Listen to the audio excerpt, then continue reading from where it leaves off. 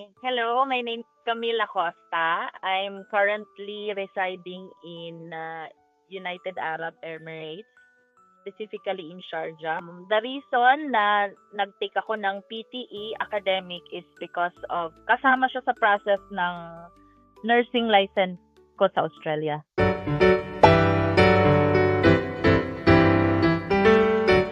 So, kamusta po ma'am yung naging ano niyo, yung exam niyo po during the PT exam niyo po last time? Nahirapan po ba kayo or madali lang?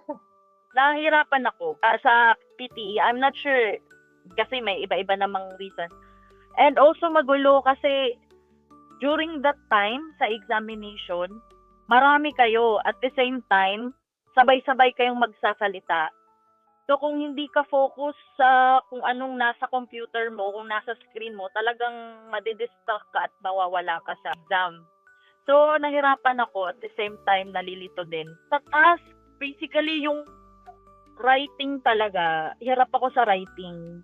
At to be honest, hindi ko alam paano ako nakapasa doon sa writing ko. Nakuha ko naman yung more than average na kailangan ko kung i-meet a goal. Kasi nung time na yun sa exam ko, ang alam ko, hindi ko siya natapos. Nandun ako sa last part, but hindi ko siya, yung sentence na natapos na nalagyan ko ng dot. Ako, but nagmamabilis na ako. So, hindi ko siya natapos. Yun ang naano ko. Siguro, time pressured ako nung time na reading. Yeah. Doon din ako nahirapan kasi time pressured ka kasi tapos ang haba-haba ng babasahin mo. So, na-pressured ako kaya talagang binilisan ko yung pagbabasa ko at hindi ko na-check yung mga ginagawa ko. Pero praise God at nakapasa naman at Yes po. nakuha yung. And then, by the way ma'am, last time na nakausap ko po kayo, ay ako po kasi nakakausap niyo sa messenger po or social media accounts po ng English Study. So, nakausap po kayo, ang na-avail niyo po sa amin is yung quick sprint video course, right? Ano Yes. po ba? Yes po. So, doon po ma'am, while answering po yung mga speaking, writing, listening, and reading po ng exam, paano po nakatulong ng mga tips and strategies yung tinuturo po ng quick sprint video course? Types ng exam, mas nahirapan ako sa writing and reading. Doon ako medyo nahirapan. Sa speaking, medyo nagigets ko na siya nagigets ko na. So, doon sa writing, na-introduce sa akin yung templates. Although marami ng mga templates kasi hindi lang din naman English Charlie yung trinay namin, meron pang iba. So, pero medyo nahirapan din ako sa iba, hindi ko din maintindihan at parang hindi ko magets yung mga strategies. Sa English Charlie lang ako medyo, parang angkop sa akin, in my opinion na. Sa mga templates, kasi very very practical, tsaka madali mong maintindihan at madali mong matandaan. And of course, sa mga tips and tricks, like, kailangan mong isulat yung first letter. For example, yung listening from dictation. Kahit isulat mo lang yung first letter at maaalala mo na siya. At first, hindi ko siya magets at hindi ko makuha lahat yung mga words. But then, na-try ko yung tips na yon at nakuha ko naman agad. Although, hindi lahat, pero at least half of it, which is, yun ang sinabi yung sa sprint course, at least half of it nakuha mo, which is nakatulong talaga sa akin. And so with not only the listening and speaking, may mga tips na letters lang, first letters ang kailangan mo din.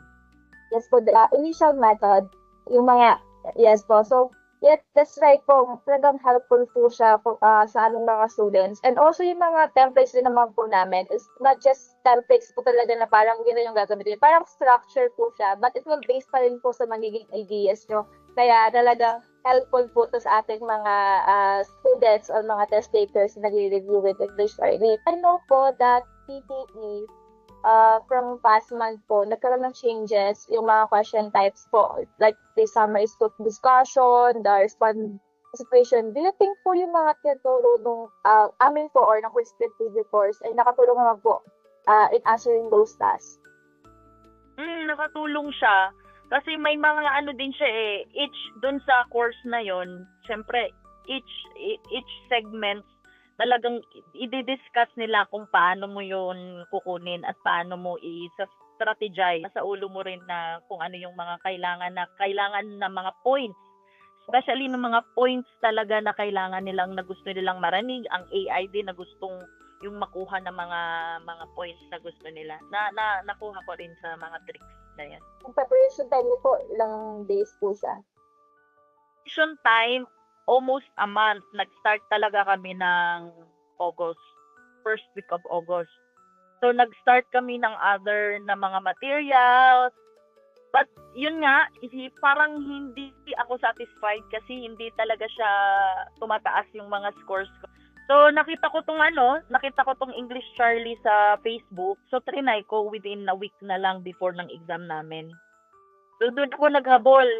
Doon na ako naghabol na ganito pala. So, kailangan kong i-correct nung ganito. Kailangan kong i-correct yung kung ano-ano pang kailangan kong para iangat yung scores ko.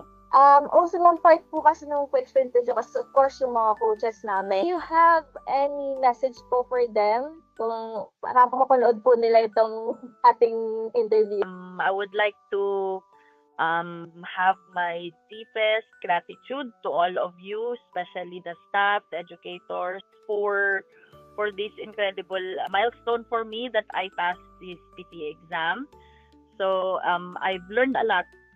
I would really highly recommend this type of reviewers, and yes, that's it. Yes, before we conclude po this interview, ano po magbibigay niyong advice sa mga future test takers po natin? Working din po, and need po talagang mag-review. Okay, sa mga future na magte-take ng PTE, I would like to say that practice is really important.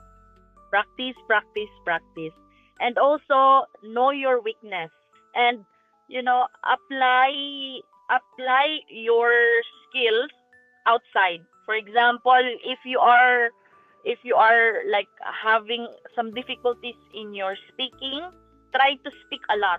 So when you have difficulty on writing, try to write.